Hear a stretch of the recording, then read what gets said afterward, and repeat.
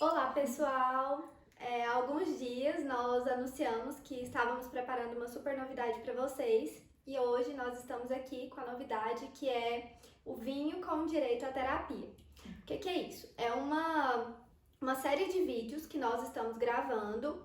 Cada mês nós iremos fazer uma análise de uma série diferente. E a série escolhida para o mês de setembro foi A Coisa Mais Linda. Por que a escolha dessa série? Porque nós três assistimos essa série, gostamos muito, né? São temas, apesar da série se passar em 1950, são temas extremamente atuais, que a gente consegue fazer esse link com os dias de hoje e a gente espera que vocês gostem. A série ela consegue tratar de forma bem leve, né, diversas temáticas que são muito importantes para o nosso dia a dia hoje, né, como divórcio, que na época não tinha divórcio, né, que a gente vai explicar, na verdade era o desquite, temas como alienação parental, multiparentalidade e principalmente violência contra a mulher, né. Então, assim, a gente vê as coprotagonistas ganhando força ao longo da série e durante esse mês, cada sexta-feira, a gente vai falar sobre cada uma delas. A série retrata um romance em meados de 1950 e como o direito das mulheres influenciou o direito de família. Hoje a gente vai começar falando da protagonista da série, Maria Luísa, e como a vida da Maria Luísa mudou após uma separação com o marido. Na verdade, ela foi abandonada pelo marido, Exatamente. né? A série ela começa mostrando a Maria Luísa saindo de São Paulo e chegando ao Rio de Janeiro, né? Daí ela descobre que o marido pegou o dinheiro do dote matrimonial, né? Um dinheiro que era dela, da família dela, e que ele supostamente estaria montando um restaurante no Rio de Janeiro com esse dinheiro. E ele pega e simplesmente some, né? Ela chega no Rio de Janeiro e descobre que ele tinha vários casos extraconjugais e que com uma dessas amantes ele fugiu e ela descobre que não tem dinheiro, que não tem nada e que vai ter que voltar para casa do pai, né? Em São Paulo. O restaurante que eles iam abrir era um sonho da Maria Luísa, que na verdade era um sonho de um clube de música.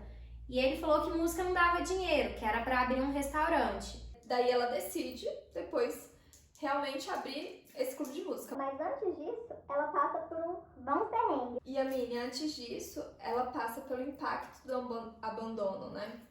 Sim, quando ela chega no Rio, que ela percebe que ela foi abandonada, que o esposo dela ele não está lá esperando ela como ela imaginou, sonhou, né, para que eles construíssem a família no Rio de Janeiro, ela se sente abandonada e passa ali por um impacto grande, né? Ela se vê perdida, como se o mundo dela tivesse acabado.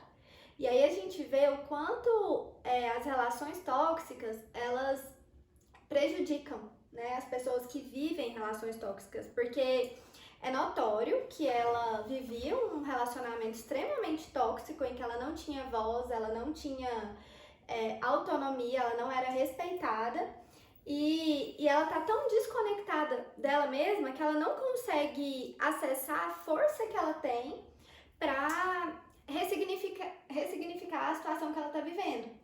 Então ela se vê como se ela fosse incapaz de dar a volta por cima, de se reerguer diante desse contexto.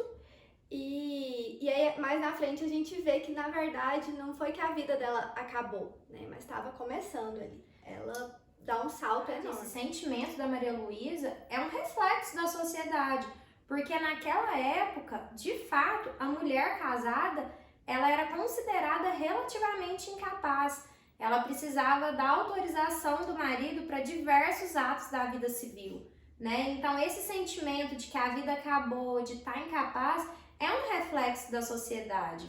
Inclusive, tem uma cena dela falando com a Adélia, né? Ela falou assim, hoje eu ouvi não de 3 homens diferentes, pelo simples fato de eu ser mulher. Então isso marca muito a gente, né? Assim, poxa, naquela época a gente ia precisar do aval ou do nosso pai ou dos nossos maridos, né? Pra poder fazer alguma coisa. Então assim, a gente não poderia simplesmente ir atrás dos nossos sonhos sozinhos. A gente sempre ia precisar do aval de algum homem. Mas apesar da gente estar falando, né, de 1950, final de 1950, são coisas que muitas mulheres ainda enfrentam nos dias de hoje. Então, assim, relações tóxicas, em que o marido é totalmente autoritário, na verdade são mais comuns do que a gente pensa. Também a série deixa muito claro como que a evolução do direito das mulheres influenciou no direito de família. Só um exemplo, apesar da Maria Luísa ter sido abandonada pelo marido, de vários relacionamentos extraconjugais, dele ter roubado o dinheiro dela, ainda assim ela não poderia divorciar. Naquela época não existia divórcio, não existia nem separação. Naquela época a gente tinha o Instituto do Desquite. O desquite, ele colocava fim à coabitação, à fidelidade e ao regime de bens, mas ele não extinguiu o vínculo matrimonial, ou seja, a Maria Luísa ela não poderia casar novamente, né? Só em 1977 que a gente teve o Instituto do Divórcio e da Separação. Na verdade, teve 2 cenas que ela faz uma fogueira com todas as coisas do marido, e depois quando ela conhece a Teresa, né, que ela pula de um barco em alto mar. Sim, porque literalmente a vida dela ali naquele momento, ela pensou que tinha acabado. Então ela achou melhor antecipar esse fim, né, pra não ter que passar pela dor do luto daquela perda que ela tava sofrendo ali naquele momento, que até então ela achava que era tão significativa para ela. E isso afeta a autoestima da mulher, afeta o senso de autoconfiança, de capacidade mesmo. Então, aquela cena em que a Maria Luísa, ela vê que foi abandonada, fica nítido o tanto que ela estava dependente do marido, né? Que ela considerava ele como centro da vida dela e como se ela não conseguisse mesmo fazer nada sem a presença dele. E daí a gente vê que para ela abrir o Coisa Mais Linda, ela precisa da assinatura do marido. E quando ele volta, apesar dele não ter construído nada daquilo com ela, né, que hoje em dia ele já não teria mais direito. Naquela época, até 1977, o regime legal de bens, que é o regime que a regra geral, era universal de bens. Ou seja, todos os bens, no caso dela, que o pai tinha doado, todos os bens anteriores, herança, né? Tudo se comunica, né?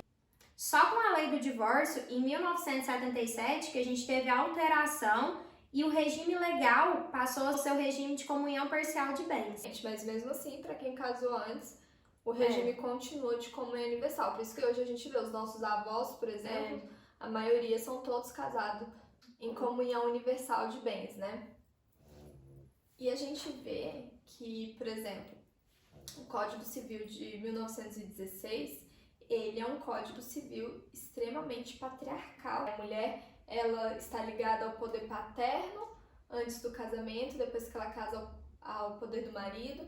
Em relação ao Código Civil de 1916, apesar dele ter sido publicado no século XX, ele foi escrito no século XIX, né? Então ele trouxe essa carga patriarcal muito, muito forte nele. Naquela época, a família era um instituto. Tudo tinha que se aguentar, tudo tinha que se fazer para manter o instituto da família. Na Constituição de 88, com o princípio da dignidade da pessoa humana, a gente teve uma transformação. Hoje a família é mais um instrumento de concretização da felicidade, né? A família é um meio para realizar, para concretizar a felicidade das pessoas. E não ao contrário, né? Exatamente. E a Mini, eu vejo assim, tem muitas mulheres que elas estão dentro, por exemplo, de um casamento completamente infeliz, de uma relação tóxica, mas que permanecem ali pelos filhos. E na ideia de que se os filhos precisam de 2 pais casados, mas como é essa relação, assim, os pais brigando o tempo inteiro, às vezes o pai agredindo a mãe, e os filhos vendo aquela relação agressiva, né? E muitas vezes a mulher pensa assim, não, mas eu tô aqui, eu tô fazendo o meu melhor, eu tô continuando com a minha família. Sendo que ela poderia muito bem estar criando os filhos, dando todo o amor e carinho que é o que eles precisam, né? Sim, mas na maioria das vezes, Amanda, nessa situação que você trouxe, a mulher, ela depende do marido, né? Não só financeiramente, mas muitas vezes emocionalmente também. Tem uma série de dependências, porque as relações tóxicas, elas normalmente são permeadas por dependências. Então a mulher, ela se vê presa àquela relação, porque com certeza para os filhos vivenciarem ali o núcleo familiar com brigas, vendo os pais brigarem com violência, seja ela psicológica, física, é extremamente traumático, ainda mais enquanto crianças, né? São feridas, são marcas que com certeza eles levarão pra vida. Então... Eu acho que a gente vê um pouco desse processo na Maria Luísa, né? Quando o Pedro volta e decide que agora eles seriam a família Margarina, e ela ainda tenta, né? Por amor ao filho, mas eu acho também por uma vulnerabilidade que ela estava passando emocional no momento, né? Sim. E também por uma força da sociedade, por uma pressão social, né? Naquela época a gente não tinha o Instituto do Divórcio, a gente só tinha o Instituto do Desquite, né? E mesmo com a lei do divórcio de 77, a gente ainda tinha requisitos. A gente tinha duas hipóteses de divórcio, que é o divórcio conversão e o divórcio direto. No divórcio direto, o casal tinha que estar separado de fato há 2 anos.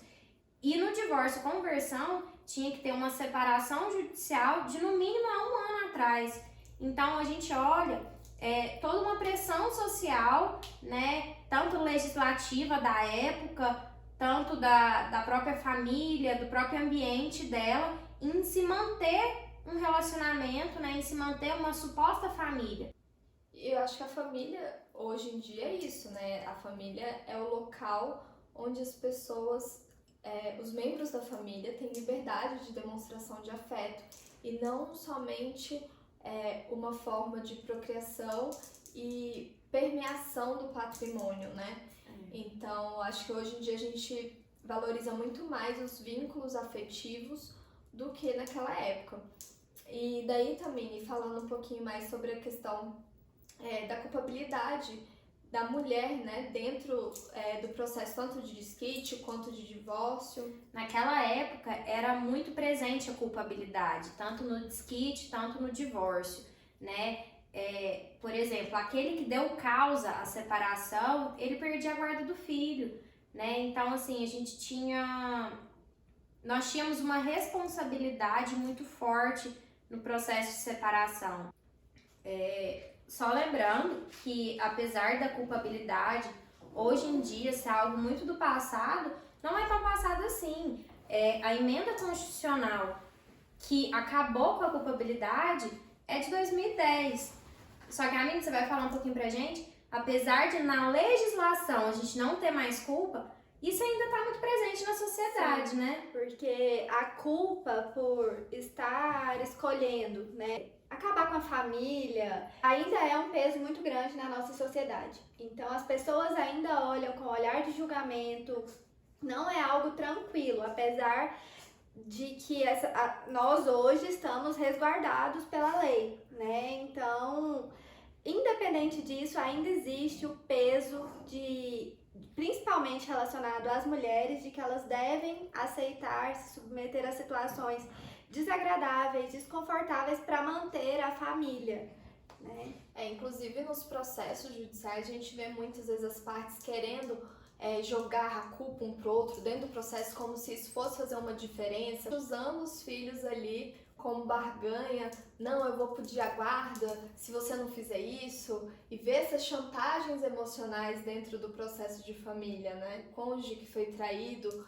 quer usar isso dentro do processo para ficar com uma parte maior dos bens ou para ficar com a guarda das crianças, e não é bem assim que funciona, né, Tamine? Inclusive, outra coisa também que é muito discutido ali entre o ex-casal eu não vou te dar o divórcio.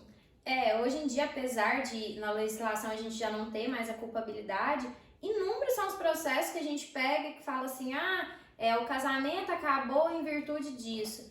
Hoje em dia, desde a emenda que extinguiu a culpabilidade, o divórcio é um direito potestativo, não existe mais requisitos ao divórcio. Não existe mais o instituto da separação. O divórcio, basta uma pessoa querer, basta a vontade de um. Não existe mais, hoje em dia, eu não vou te dar o divórcio. Isso, assim, apesar de ser muito comum na nossa sociedade, legalmente falando, é uma frase infundada. A gente não tem uma base jurídica, a gente não tem uma base legislativa para falar, eu não vou te dar o divórcio. Basta a pessoa querer. Não temos mais um lapso temporal, não temos que dar justificativa, não temos que ter um motivo. Basta unicamente a vontade. Apesar de legalmente ser uma coisa simples, basta a vontade da pessoa, é muito difícil para a pessoa tomar essa decisão de colocar fim a um casamento, né? Sim. Ainda mais no caso como da série, que envolve questões de relações tóxicas, né? Então, assim, é o que a gente falou lá no início.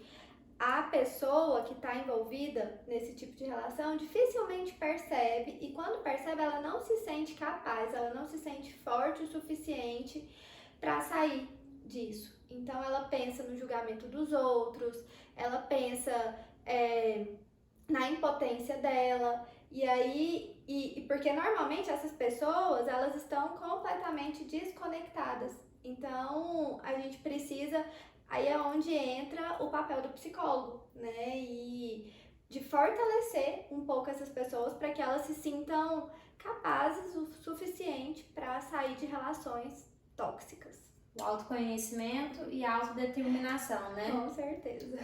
E no caso da Maria Luísa é mais difícil ainda, porque ela tem um filho pequeno, né? Semana que vem a gente vai falar um pouquinho sobre o filho da Maria Luísa, né? E um pouco da alienação parental.